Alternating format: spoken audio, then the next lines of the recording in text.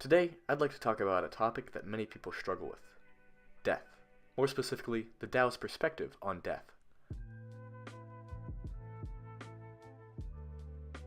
But first, let's examine the popular view of death. For most, death appears to be, in the words of Epicurus, the most frightening of bad things. Those who fear death need no explanation of just how frightening death can be. The idea that one day our conscious experience will end can send shivers down the spine. Death is then seen as the worst thing that could happen to oneself, because it is the end of oneself. The death penalty remains as the harshest penalty for criminals in the United States. Because of this view, society is damaged by its fear of death. Immense amounts of pain and suffering are brought by death, even though it is by all means inevitable. However, death is no menace in Taoism. To understand why, we must explore Tao's philosophy. Tao's philosophy holds that nothing is static, or everything is changing. In the 74th chapter of the Dao de Jing it is written, "If you realize that all things change, there is nothing you will try to hold on to."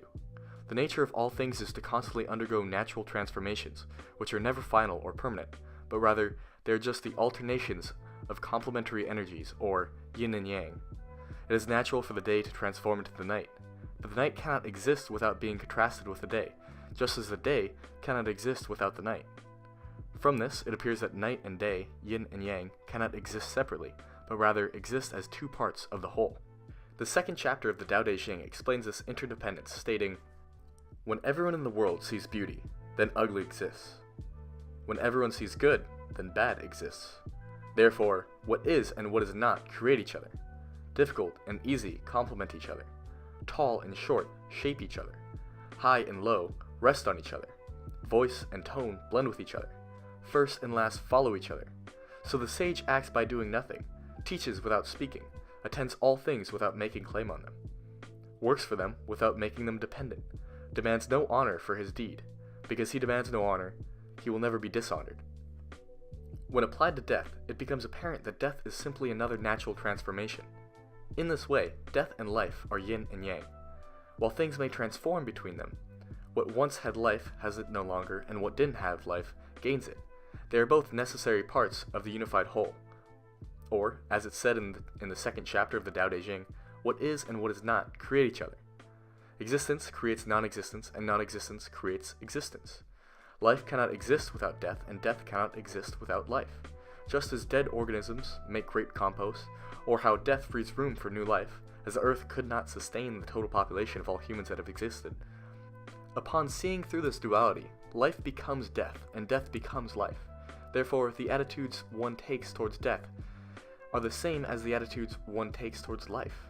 So one cannot do what most folk claim to do today, which is to appreciate life, yet fear death, because to appreciate life, one must appreciate death, and to fear death, one must fear life.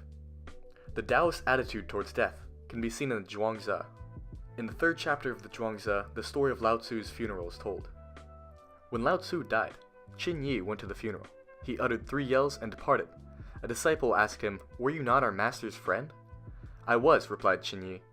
"And if so, do you consider that a sufficient expression of grief at his death?" the disciple asked again. "I do," said Ching. "I had thought he was a secular man, but now I know that he was not. When I went in to mourn, I found old people weeping as if for their children, young ones wailing as if for their mothers. When these people met, they must have admired Lao Tzu and shed tears for him. But it was not what Lao Tzu had expected. To cry thus at one's death is to evade the natural principles of life and death and increase human attachments, forgetting the source from which we receive this life. In ancient time, this was called evading the retribution of heaven. The master came because it was his time to be born. He went because it was his time to go away. Those who accept the natural course and sequence of things and live in obedience to it are beyond joy and sorrow. The ancients spoke of this as the emancipation from bondage. Lao Tzu taught that death is a natural transition between the inseparable opposites of life and death. From this understanding, there is no grief to be had, as he shall live when he lives, and he shall die when he dies. Grieving over death is to grieve over the inevitable natural changes, which is useless and futile.